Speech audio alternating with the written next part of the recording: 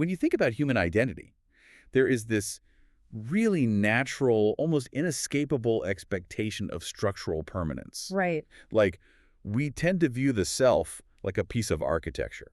You're born, you develop a personality, your experiences lay down this foundation, and eventually the metaphorical contractor steps back, points at the finished building and says, well, there it is. That is who you are. Exactly. It feels incredibly solid. It feels like bedrock. Right, bedrock. We might renovate the house, right? Maybe paint the walls by adopting a new hobby, or add an extension by learning a new skill. But the foundation stays put. Exactly. It stays put. It's a deeply comforting concept because we like our personalities to be visible, neatly categorized, and above all, permanent. It provides a sense of anchoring. I mean, if you are permanent, then you can navigate a chaotic world with some degree of safety. But when you step into the world of contemporary cognitive science, Oh, boy. yeah, specifically when you look at the neuroscience of intentional ego dissolution, that entire architectural blueprint just gets thrown completely out the window. It doesn't just get thrown out, it gets shredded, burned. It does. Because from a purely neurobiological standpoint, we're looking at a psychological landscape that is, well, it's a structural mirage. Which brings us to our topic for today. Welcome, everyone, to a brand new deep dive on Off the Record. I am so excited for this one. I poured us some drinks for this, actually, because we're going to need them. Oh, perfect. Cheers to that. Because we are taking you into some incredibly complex, slightly mind-bending source material today. We are unpacking this dense, fascinating academic paper titled Intentional Strategic Pavlovian Ego Death. It is quite the title. It really is. And the mission of this deep dive, the core question we want you to explore with us as you listen, is this. What if the thing you call you, your personality, your ego, your constant internal monologue, your very sense of identity, what if that isn't a permanent physical structure in your brain at all? Right. What if it is just a really deeply ingrained habit? And more importantly, what if you could intentionally untrain it? That is the massive paradigm shift we are going to explore today.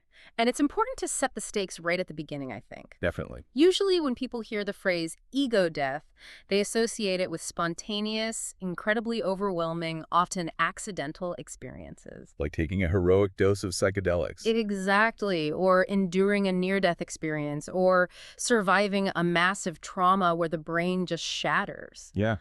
But the focus of today's source material is on something much more deliberate. This isn't about accidental shattering at all. No. This is about psychologically engineering the breakdown of the self, systematically and intentionally. So whether you are listening today because you are looking for a way to silence a vicious inner critic, or you are just fascinated by how the human brain builds reality out of thin air, we are going to break down exactly how to hack your own identity. And we're going to look at the exact mechanisms behind it, which are wild. Let's start with the boldest claim the paper makes right out of the gate. Modern cognitive science fundamentally disputes the idea of the self as a stable, indivisible observer that persists through time. Yeah, that little pilot sitting in a control room behind your eyes. Pulling the levers of your body and watching the world on the screen. Total illusion. Completely made up. It is a total illusion. Instead, the paper defines the self as a, quote, dynamically maintained simulation.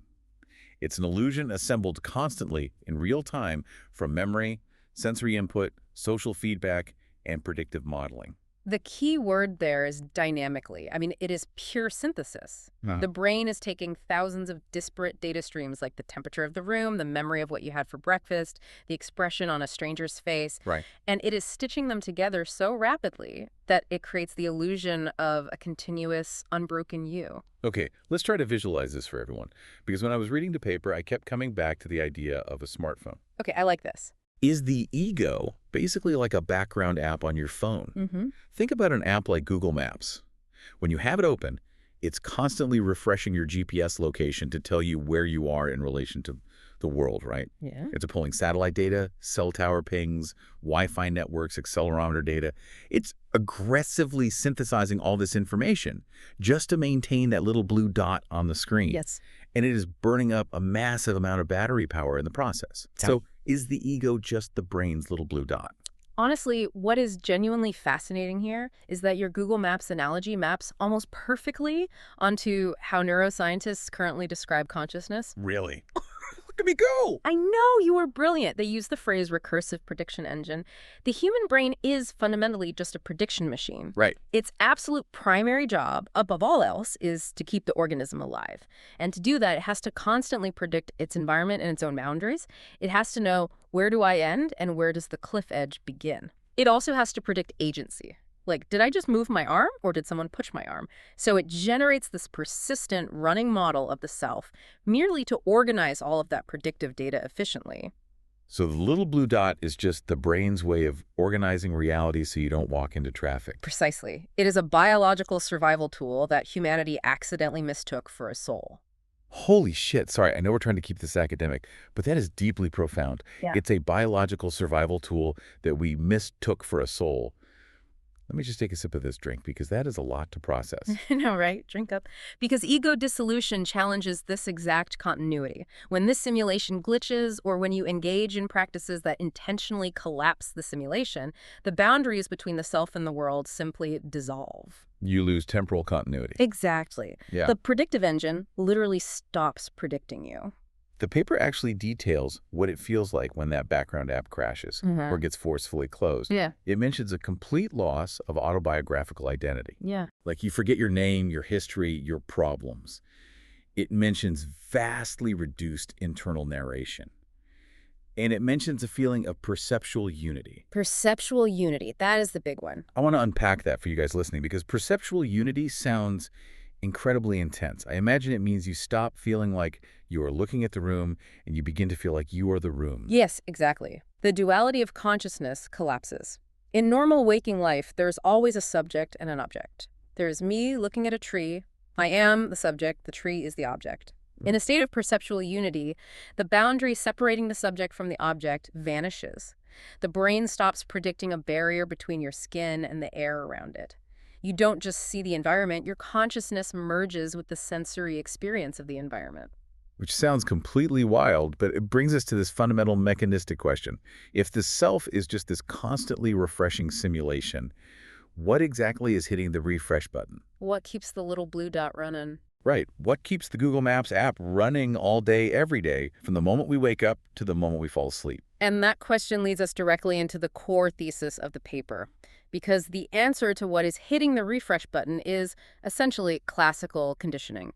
It is Pavlov's dogs. Yes. Segment 2, Pavlov's ego. When I read this part of the source material, everything just clicked into place for me. It's so brilliant. We all know the basic concept of Ivan Pavlov and his dogs from high school psychology, right? You ring a bell, you feed the dog. After a few weeks of this repetition, you ring the bell, and the dog salivates, even if there is no food present. The animal's brain has associated a completely neutral stimulus, the sound of a bell, with an intense physiological response. Right. It's classical conditioning. An unconditioned response becomes tied to a conditioned stimulus. But where this paper gets incredibly innovative is how it applies this century-old behavioral concept to human identity. This is the part that blew my mind. Same.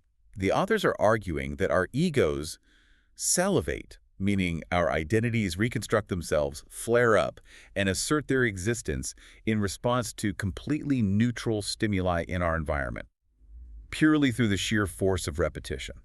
The paper breaks down specific everyday triggers that we don't even realize are conditioning us.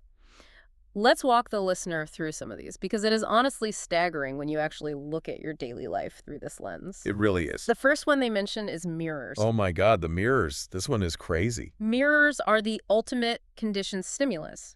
A mirror, objectively, is just a piece of glass coated with a thin layer of silver or aluminum. It is entirely neutral. Right? But from the time we are toddlers, looking into that glass triggers self-recognition. It forces the brain's predictive engine to assert that reflection is me. And you immediately start evaluating it. Exactly. Do I look tired? Is my hair okay? Hey, wait, your hair always looks amazing, by the way. Oh, stop it! I literally just rolled out of bed today. No, I mean it. But seriously, the neutral glass forces the ego to boot up and defend its image. And it happens in a fraction of a millisecond. You don't even choose to do it. It's completely automatic. The paper also brings up names. A name is just a series of phonetic sounds. It's literally just a vibration in the air. Right. But if you are at a crowded, noisy coffee shop and someone across the room says your name, even if they are talking to someone else with the same name, your brain immediately snaps to attention. It triggers massive autobiographical activation. The cocktail party effect, yeah. Hearing your name forces your brain to instantly load your entire save file. Your obligations, your history, your relationships, all of it is activated by a sound wave. A sound wave. Then there are social roles, which trigger behavioral scripts. Like you walk into your office building, you sit at your desk, and the physical environment itself triggers the professional employee version of your simulation. You use different vocabulary, your posture changes. The building is the bell, and your professional ego is the salivation. But the most potent trigger, the paper identifies the one that really anchors the ego, is the shame cue. The shame cue, wow. This one is intense. This is the one that really got under my skin because it is so visceral. Can I just be honest for a second? Always. You can always be honest with me. Thank you. Yeah. The paper talks about shame cues triggering defensive ego stabilization. Think about a time when someone called out a mistake you made in front of your peers, or when you realized you sent an email with a glaring typo to your boss. Oh, the worst feeling. The absolute worst. You don't just objectively observe the criticism, your entire sense of self rushes in to defend itself. Feels like a physical attack. Your heart rate spikes, your chest gets tight, your face flushes. Because the biology of shame is incredibly powerful. The body releases cortisol and adrenaline, and the paper argues that the ego uses the physical sensation of shame as a perimeter fence. A perimeter fence. Yeah, when you feel shame, the simulation of the self becomes incredibly dense, rigid, and defensive. You are intensely aware of you. You are so aware of yourself, you just want to disappear. Yeah. So if I'm understanding the paper correctly, and honestly, I'm feeling this drink a little bit, I think I'm tracking. Yep. Are we basically just a bundle of conditioned reflexes masquerading as a cohesive personality? If we connect this to the broader argument the paper is making, yes, absolutely yes. Damn. The ego functions as a complex, interlocking, conditioned response loop. We don't just have an ego as a static possession, we actively practice having an ego. Wow. Think about how many times a day you are addressed by your name, or you catch your reflection in a window, or you fulfill a social role, or you feel a microdose of embarrassment. You are actively reinforcing the habit of you thousands of times a day. Thousands of times.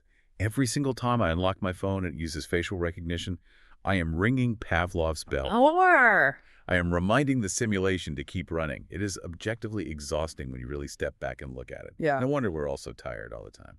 it is deeply taxing on the nervous system. I mean, it's exhausting.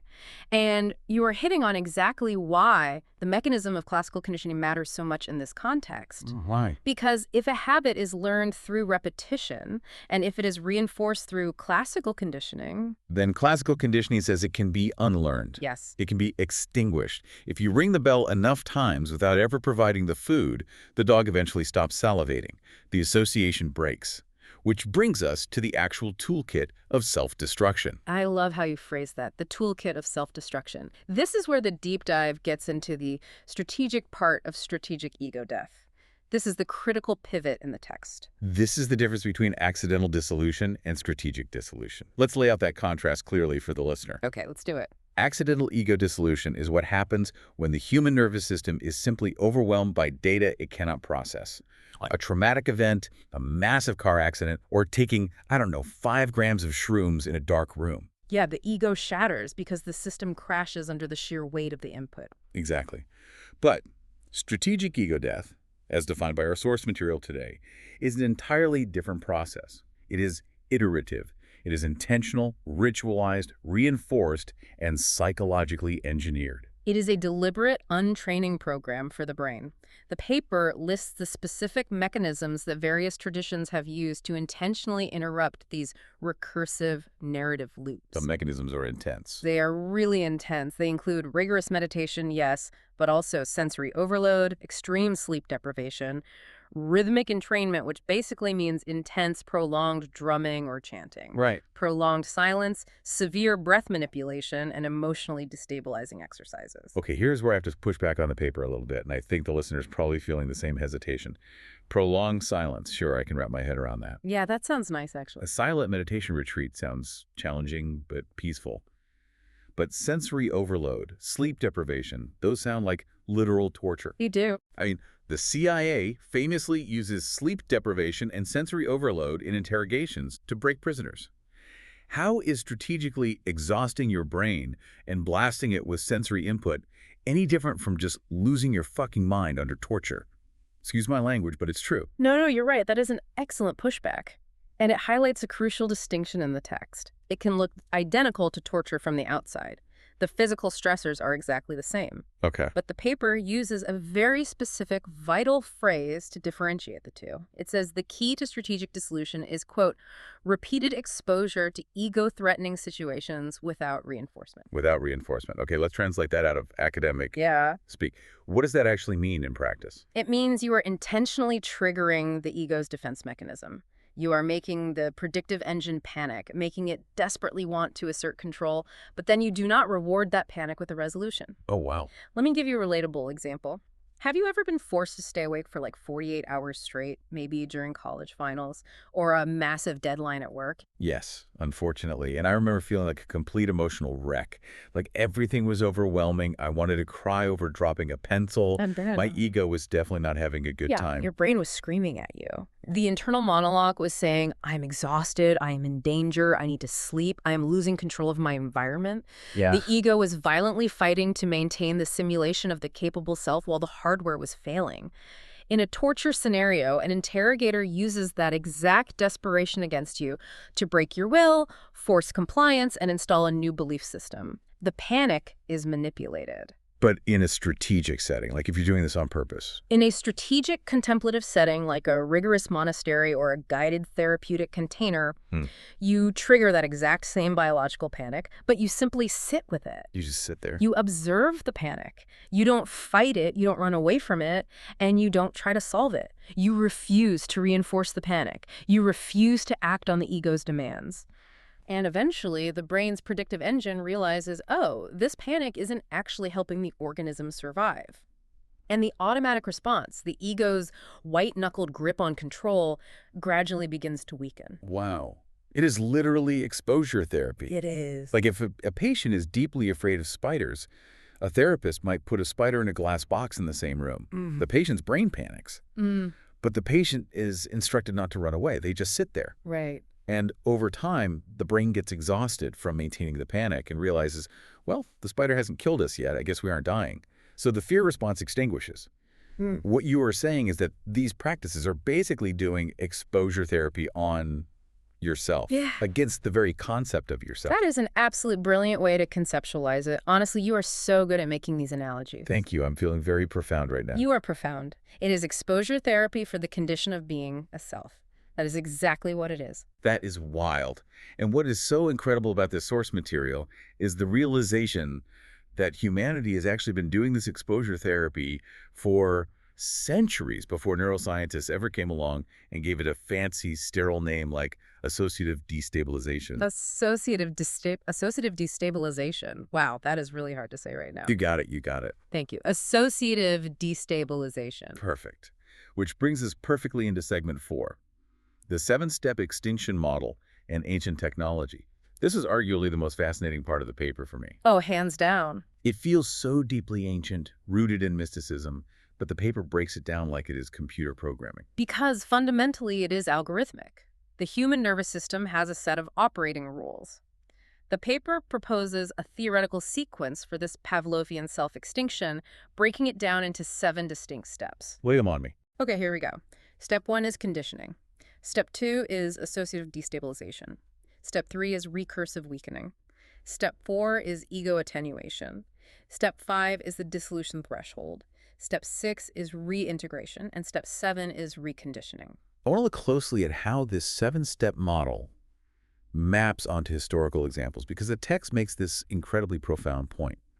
It suggests that ancient spiritual traditions were not just religions or philosophies. Right. They were, and I quote the paper directly here, primitive technologies for conditioned ego destabilization. Yes, they were hacking the human nervous system thousands of years before humanity knew what a nervous system even was. They were hacking the brain. Hacking the brain. Let's look at the examples the paper provides. We have Buddhist no-self or vipassana meditation. We have Sufi annihilation, which is the concept of fana, often achieved through whirling and chanting. Beautiful. We have the Christian concept of kenosis, the emptying of the self, practiced by the Desert Fathers. All of these traditions utilized incredibly intense, rigorous physical and psychological practices. Extreme fasting for days. chanting a single phrase for hours on end, sensory isolation by living in pitch-black caves, ecstatic dance until the body physically collapses. And if you look at the geography and the timelines, what is truly remarkable is that these cultures were completely separated. Exactly. You have mystics in the deserts of the Middle East, monks in the mountains of Tibet, and indigenous tribes in the Amazon. They are separated by massive oceans, uncrossable mountains, and thousands of years of time. Yeah. Yet, they all essentially independently invented the exact same 7-step psychological hacking sequence to turn off the self.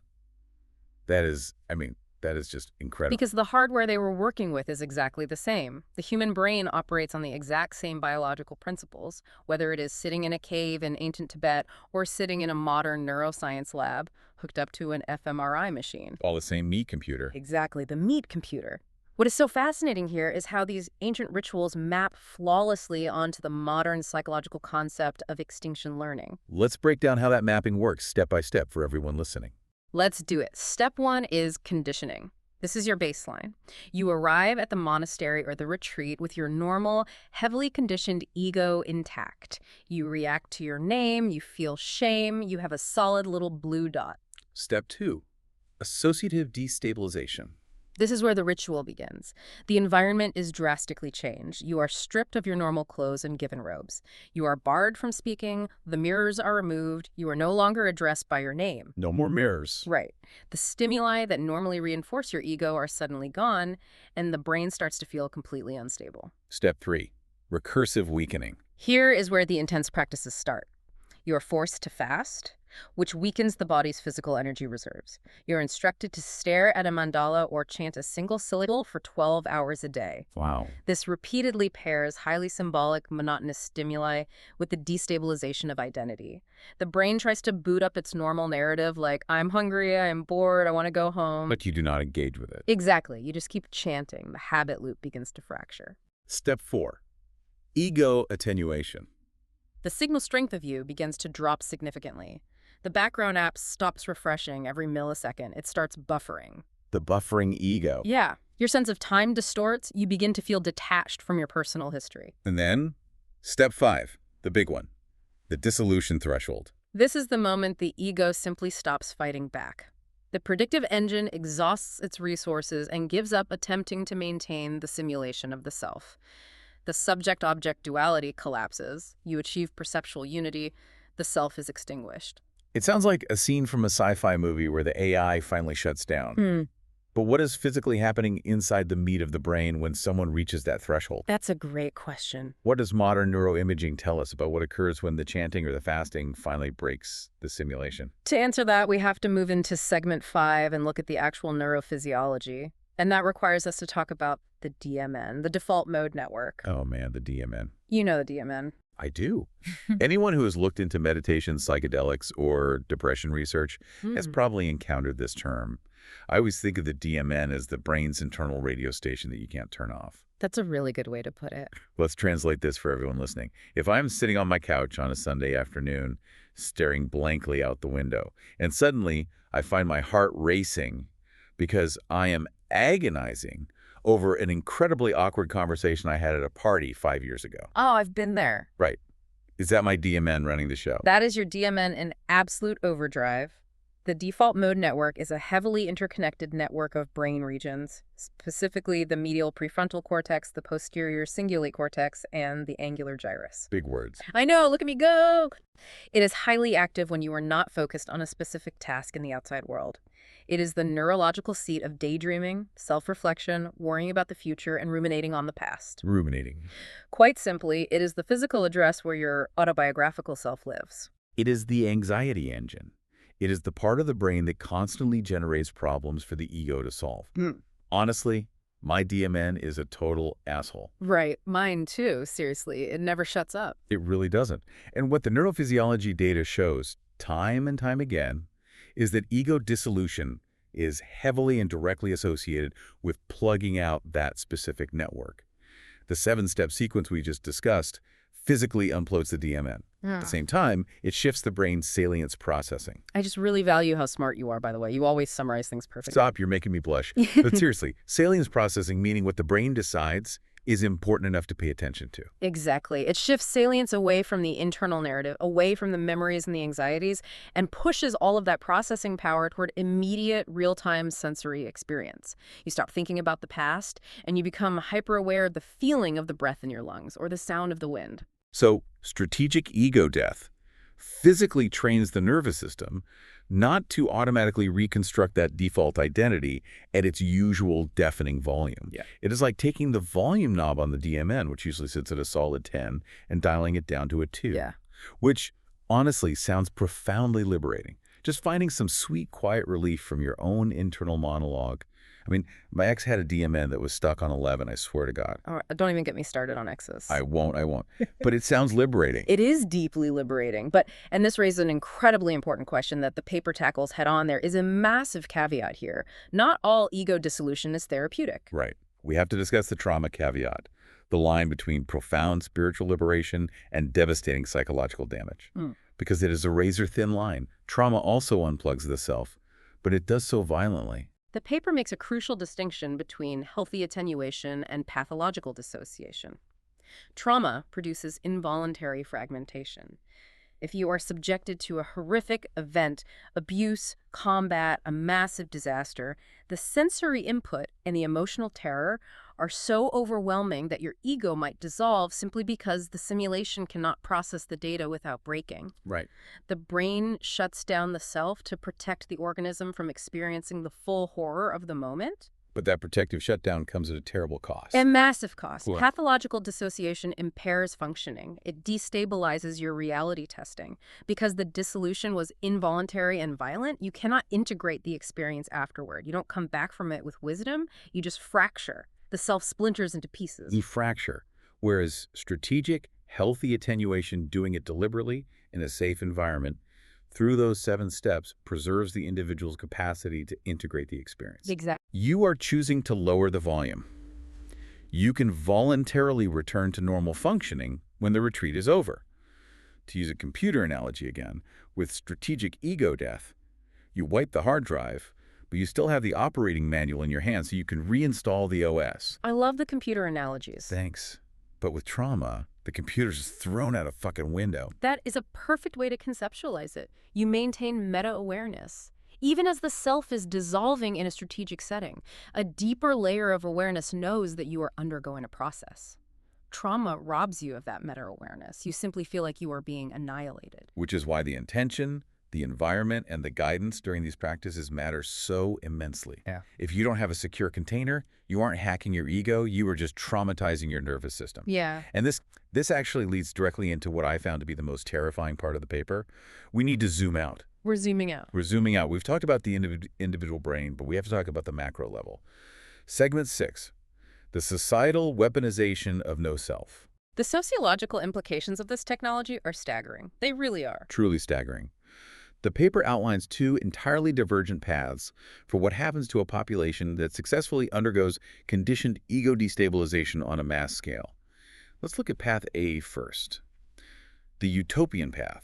The ideal scenario. The dream scenario. Right. In this path, people become less rigidly attached to their egoic identities because they're no longer constantly defending their little blue dot. They don't view every differing opinion as a mortal threat. Right. As a result, society becomes more cooperative, less tribal, and vastly more empathetic. Think about it. If the concept of I is not a fixed, separate, heavily armored thing, then the barrier between I and you becomes permeable. Why would I want to hurt you or hoard resources from you if we are part of the same continuous system? It breaks down the in-group, out-group dynamic completely. The tribalism that drives so much human conflict is fundamentally rooted in ego defense. If you attenuate the ego, you attenuate the tribalism. It sounds beautiful. I want to live there. But then the paper introduces path B, the dystopian path. Which, if we look at human history, is frankly much more common. Unfortunately, yes. The dystopian path argues that without a strong, healthy ego to anchor them, people become highly manipulable. If you don't have a solid sense of self, you become incredibly vulnerable to ideological capture. Wow. The paper explicitly states, and this sentence sent literal chills down my spine, strategic ego death exists on a spectrum between contemplative liberation and psychological weaponization. The weaponization of the self, or rather the weaponization of the absence of the self. Exactly. And this is where my mind goes straight to high-control groups, cults, totalitarian regimes. Could these groups be using the exact mechanisms we just discussed? Sleep deprivation, rhythmic chanting, sensory overload, shame cues to intentionally weaponize ego death against their followers. Oh, absolutely. Seems like they break people down just so they can build them back up in their own image. If you look closely at the 7-step model, that is precisely what is happening in a high-control group. Let's revisit the final steps. Step 5 is the dissolution threshold, where the ego collapses. But what comes next? Step 6 is reintegration, and Step 7 is reconditioning. Right. Wait, reconditioning. Yes.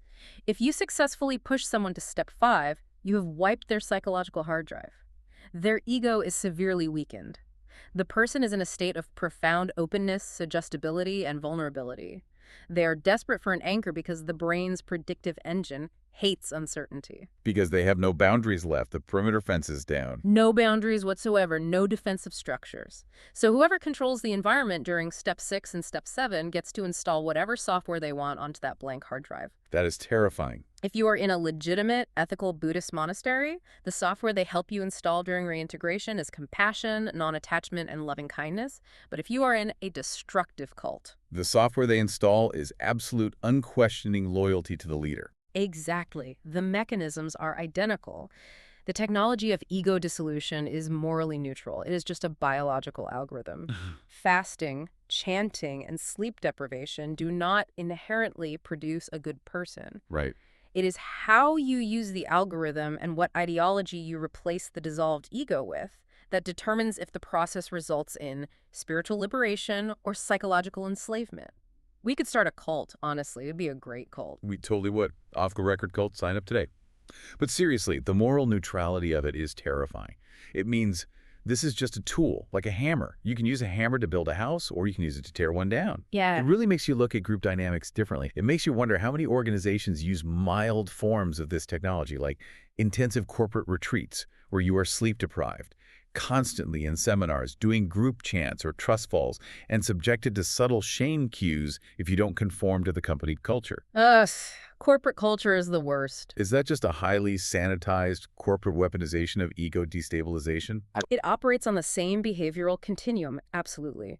Whenever an environment actively suppresses your individual autonomy and heavily rewards group conformity through exhaustion and repetition, you are seeing the basic mechanics of Pavlovian conditioning at play. It is a lot to process. My brain is honestly buzzing right now. Yeah. We have journeyed from the microbiology of the default mode network through the ancient caves of mystics all the way to the societal dangers of ideological capture. We really went everywhere today. We did.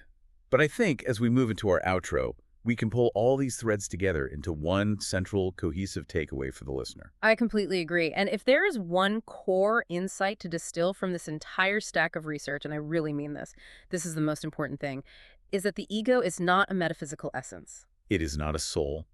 It is not an unbreakable diamond buried deep in your brain. It is a recursive, conditioned process. We literally build ourselves from scratch every single day.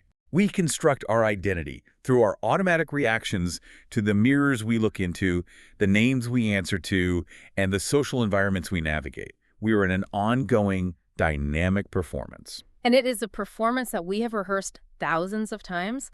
The self survives not because it is absolutely real, but because it is continuously rehearsed. Well, continuously rehearsed. that is the fundamental paradox at the center of human consciousness.